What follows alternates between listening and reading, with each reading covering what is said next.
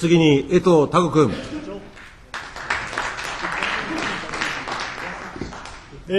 昨日は大臣、宮崎まで大変ご苦労さんでございました。私は不覚にもちょっと体調を崩してしまいまして、入院してしまいましてですね、その場に出席できなかったことを非常に残念に申し訳なく思っています。川波と先ほどから申し上げられておる川南町ですからね、せめて地名ぐらいは正確に読んでください。まずは大臣にお尋ねします。4月の30日に日本を発たれて、5月の8日に帰国をされましたですね。そもそもこの外遊については、政府の公定期対策本部長である以上、今回は見送るべきだという意見は、与野党ともにありましたですよ。自民党だけじゃなくて。しかし予定通りご出国をされた。このこと自体、地元でご苦労されている方々がどう受け止めたか。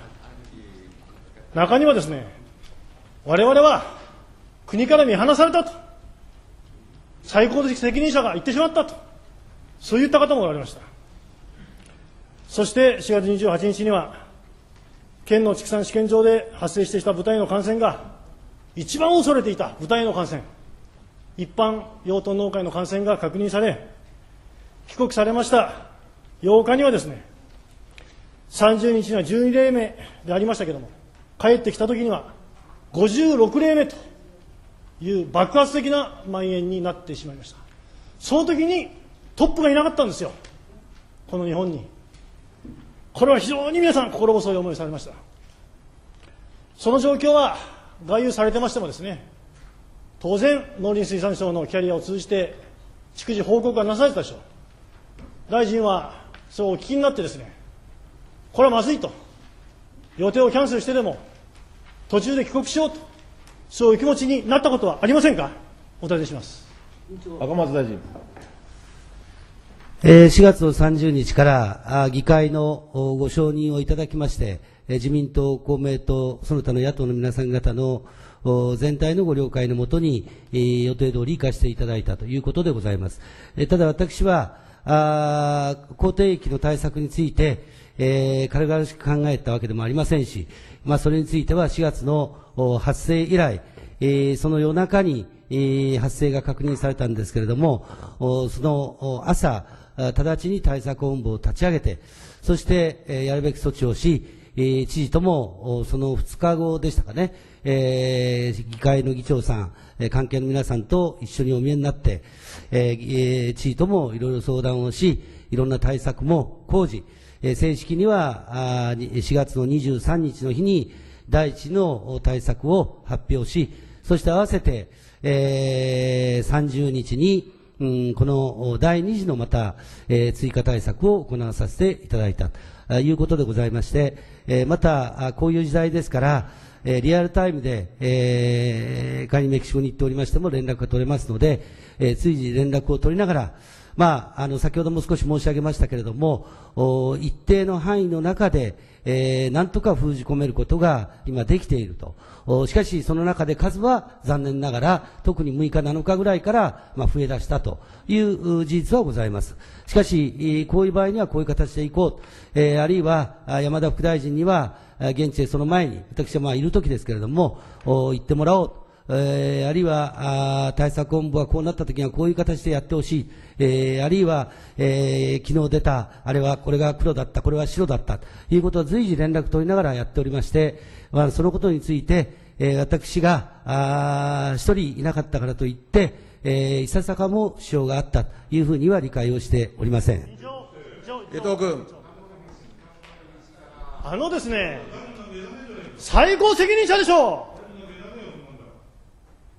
最高責任者でしょう、あなたは。それはリアルタイムなら分かりますよ、そりゃ。何ニヤニヤしてんですか。最高責任者でしょう。その人がいないと、役所だって、今どうですか。例えば鹿児島の先生方はね、この期間中に役所の人を呼んで、こういった対策をお願いしたい、いろいろ話をしましたよ。返事は何ですか。政務三役のご承認を得なければ、我々の判断ではどうにもなりませんって。あなたがいない間、そういうやり取りがなされてたんですよ、休みの間でも。これが現実、なんで笑うんですか、そうやって。どうして笑うんですか。笑ってないよ、別に。ニヤニヤしてるじゃないですか、さっきから。ニヤニヤしてないんですよ。大体ですね、民主党さんはですね、よく使うフレーズがありますね。今、事業者役もやってますけど、不要不急のものであると。私、今回の外遊は、今行かなければならなかったものだとはとても思いませんよ。メキシコの EPA ですか？これはもう16年に署名済みです。17年には発行してます。そして4年、5年には見直しを行いますけど、これ事務レベルの話でしょ。大臣が行かなければ決着しない話ですか？キューバ何しに行ったんですか？カツオさんに会いに行ったんですか？コロンビア何しに行ったんですか？さあ、国会の承認を得たかもしれない。でも、大臣がですよ、農林水産行政のトップとして、畜産農家と共に苦労を共にして、涙を流して、狭い地域だからこれは悲劇じゃないんですか？3キロだからハッピーなんですか？私はこの連休中を毎日足を運んで、私が言ったからってまん延防止にあんな役に立つわけじゃありませんよ、そりゃ。でも畜産部長の前に座って、随時入る報告、公定機能発生したというと、畜産農家はデジカメで写真を撮ってパソコンで送ってくる。それをパソコンの画面で見て、これは水保じゃけんのどげじゃろかいと。公定機じゃろかどうじゃろかまだわからんねえと。だけど危ねえから、一応そういう覚悟してくれと。そういうやりとりをずーっとこの連休中見てきたんですよ。私は農林水産大臣の資質というものはですね、農民、農村、農家、畜産家、林業家、水産業、何でもそうですけども、この業界で働く人のために一緒に涙を流す。その気持ちを持ってくれないと、みんな救われませんよ。あなたが来てくれるのを待ってたんですよ、川南町の人たちは。私なんかよりも。大臣が来てくれて、そしてご苦労だねと、大変だねと。だけど国は、あらゆる対策、万全の対策を講じるから、くじけずに頑張ってくれと。私はこの間の委員会で言いましたよ。心のケアが一番必要だって。一番の心のケアができるのはあなたなんですよ。私なんかじゃないんです。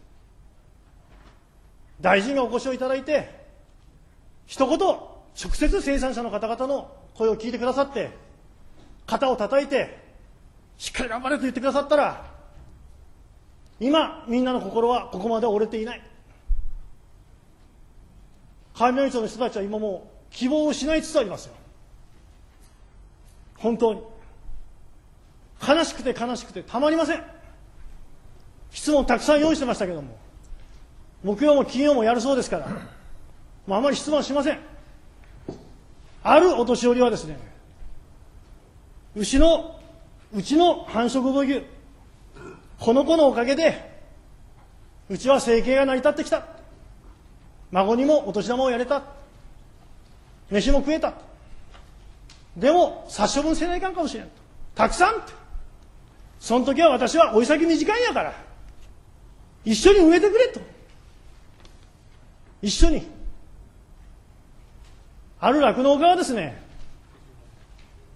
最後に新聞でも報道されましたけど、一番上等な餌を食わせて、頭をなでてやって、乳房を拭いてやって、頭をそして最後の別れをして、それで目の前で殺処分されていくんですよ、大臣。目の前で。その悔しさが分かりますか？分かってくださいよ、大臣。彼は私にね、大臣を連れてこいって。大臣に鉄砲を持たせて、一頭一頭撃たせろって。そしたら俺たちの気持ちが分かるわいって。そう私に訴えられましたよ。こんな話は枚挙にいとまがない。